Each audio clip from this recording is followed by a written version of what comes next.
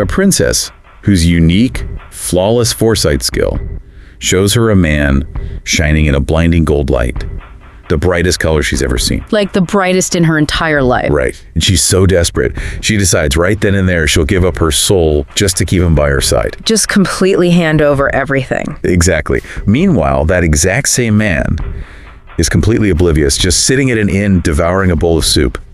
Welcome to DeepLore. It's just the perfect setup. I mean, it really captures the whole vibe right now. Totally.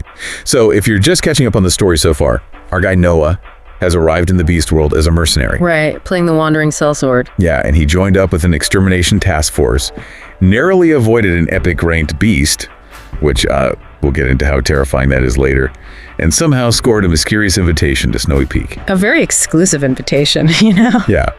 So our mission for this deep dive is to unpack chapters 75 through 84 of Infinite Mana in the Apocalypse.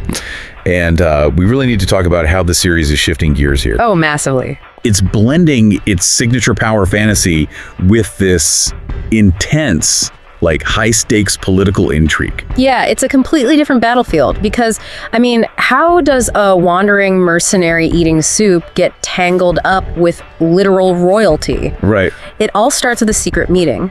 Noah is brought to this hidden location to meet Princess Adelaide Belmont. The Ice Princess. Exactly, the Ice Princess of the Frozen Kingdom. And the text gives us this really stark image of her. Yeah, she has this striking blue hair and that famously frozen expression. Like, she shows absolutely nothing. But her voice betrays her. I mean, the words she's saying and the tone she uses show this deep, desperate emotion. Because she's terrified.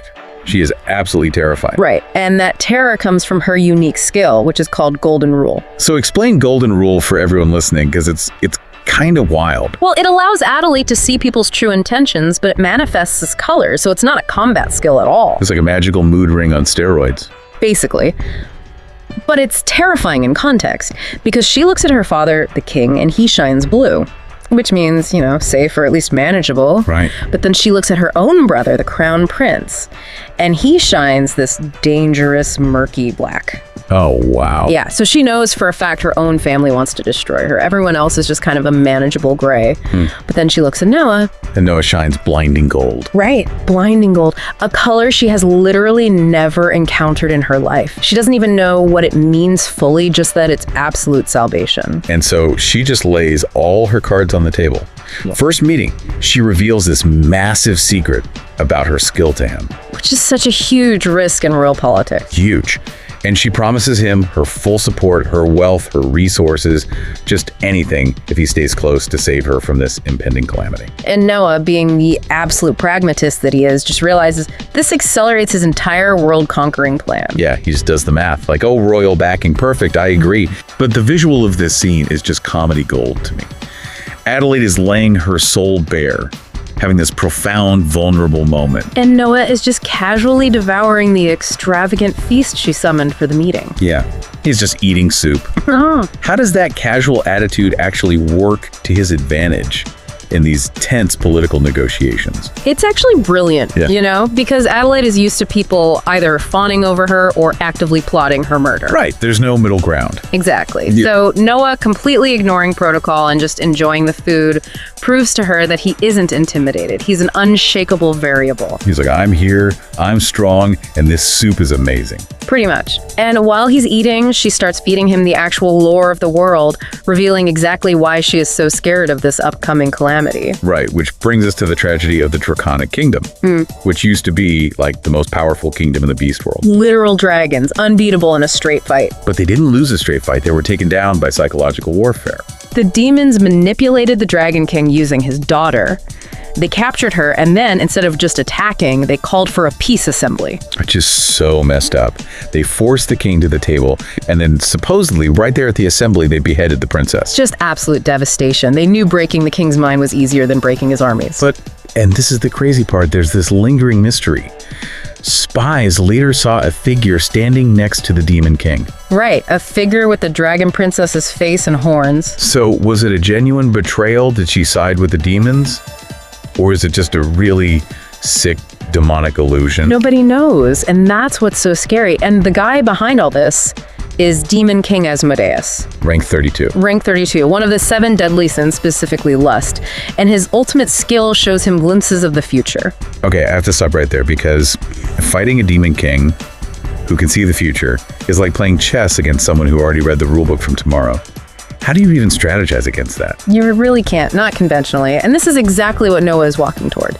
Right, so Adelaide offers him the role of Royal Guard Captain. It's a very visible, high-status job. And Noah flat out refuses. Which is so smart. Yeah. He opts instead to join her secret Shadow Guard division. Yeah, he gets this rank S black suit that literally makes him invisible in the shadows. He chooses to act entirely covertly. So the only people in the world who even know he exists are Adelaide and her aide, Knight. Because Noah gets it. The only way to beat a guy who sees the future is to be a piece on the board he doesn't even know is in play. Exactly. Be the unseen variable. Yeah. And this decision pays off immediately, like the very next day. Oh, absolutely, the tournament. Yeah. Adelaide hosts this massive public tournament to select her new guard. It's very public, center stage. And then the Crown Prince arrives. Right. Crown Prince Aeneas just crashes the event uninvited, and he arrives on a griffin. A griffin accompanied by an epic ranked female guard. Which, just to remind you guys, an epic rank is basically a walking natural disaster. So he's really flexing here. Oh, it's a huge power play. But the contrast the author gives us between his outward behavior and his inner monologue is chilling. It really is. Outwardly, he's playing the playful, doting older brother. He's riling up the crowd, smiling. But inside, he is consumed by pure, calculated rage. He absolutely hates Adelaide. Because she fought him over the Frozen Paradise territory, right? Yeah, she barely managed to keep it out of his control, and he despises her for that resistance. He's obsessed with breaking that frozen expression of hers. And he's not just relying on his own power. The text reveals he's actively forming deals with demons to secure absolute control. He is literally the wolf in sheep's clothing here. That's the whole theme of these chapters. I mean, I want you listening to really imagine that. Imagine sitting next to a family member who is smiling at you, acting so nice in front of everyone, but you know for a fact they're actively plotting your ruin with literal demons. And Adelaide's perception skill confirms it. It's not just paranoia, she sees the black aura. Exactly. When he playfully pats her shoulder during the tournament, the text notes she slightly trembles. That tremble is such a great detail. It grounds all this fantastical, magical power scaling into very real, visceral human stakes. You feel her genuine fear. It's not just about flashy magic anymore, it's survival. But, while this incredibly tense sibling rivalry is unfolding on center stage, Oh man, what is Noah doing? Noah is in the shadows, completely ignoring the drama, just grinding his skills. It's the ultimate gamer move. Like, he is basically playing a mobile game under the table at a high-stakes UN summit. He really is. He's just repeatedly casting abilities to max out their proficiency while the prince is doing his whole villain monologue. So what exactly is he getting out of this grinding session? Well, he manages to combine lower-tier covert skills into 3 brand new rank A covert skills. Oh, nice. Yeah, Shadow Escape, Illusory, and Chameleon Skin. Plus, he combines defensive skills to gain 7 new rank A defensive passives. Wow, so things like steeled muscles and frigid armament. He's just turning into a tank while sitting in the dark. Exactly, but the biggest deal here is his higher tier skills. Right, the S ranks. He's combining Saint's Phantom and all element resistance, and the proficiency is nearing 100. Meaning his very first S+ skill is on the horizon. Not in weeks, but in a matter of days. Which is a huge leap in power. Okay, that actually perfectly transitions us into the theory corner. We've got 2 minutes to tackle 4 massive questions from the community. Ready? Let's do it. Theory 1. Crown Prince Aeneas is dealing with demons. What is the exact exchange rate there? Like, what does he give and what does he actually get? Well, he gets the raw power needed to usurp his father and crush his sister, but he's probably giving them the kingdom's magical defenses. Like an inside job? Exactly. He's willing to be a king of ashes as long as he's the one wearing the crown. The demons get a foothold without a ground war. Makes total sense. Okay, theory 2. Adelaide's skill has never been wrong. Since Noah is literally connected to the planetary core of his home world, is Golden Rule actually sensing the planet's essence rather than just Noah the guy? I think so, yeah. That blinding gold that overwhelmed her skill. Normal humans don't shine like that. It's the infinite weight of a planet's will to survive backing him up. She's looking at a cosmic battery, not just a mercenary. Oh, that's such a cool way to look at it. All right, theory 3. The Horned Dragon Princess. Was it a genuine betrayal or a demonic illusion? And what does either answer mean for the war? Both are terrifying. If it's real betrayal, it means the demons can corrupt high-tier mythical bloodlines. No one is safe. Right. But if it's an illusion, it means their deception magic is flawless. You won't be able to trust your own eyes or your allies on the battlefield. It's pure psychological terror. Man, that is bleak. Okay, last one. 34. What does combining two S-rank skills actually produce in terms of sheer power scale? What does an S+ skill look like? Well, S-rank manipulates the laws of nature. I think S+ overrides them entirely. We're talking absolute invulnerability or completely negating enemy magic in an area. He becomes a localized force of nature. I cannot wait to see that drop.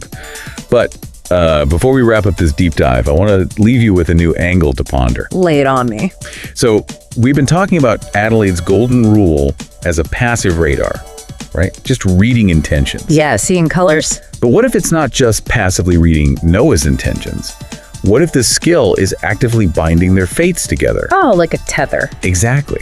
By choosing to follow that golden light and by offering him everything, could she be inadvertently tying the survival of the entire frozen kingdom to a man who isn't even from their world? That's a really dangerous gamble. Right. If his priorities shift back to saving his own planet, did she just doom her people by putting all her faith in an alien variable? The ultimate double-edged sword of foresight, for sure. A princess gave up her secrets to a man she just met because her skill told her to.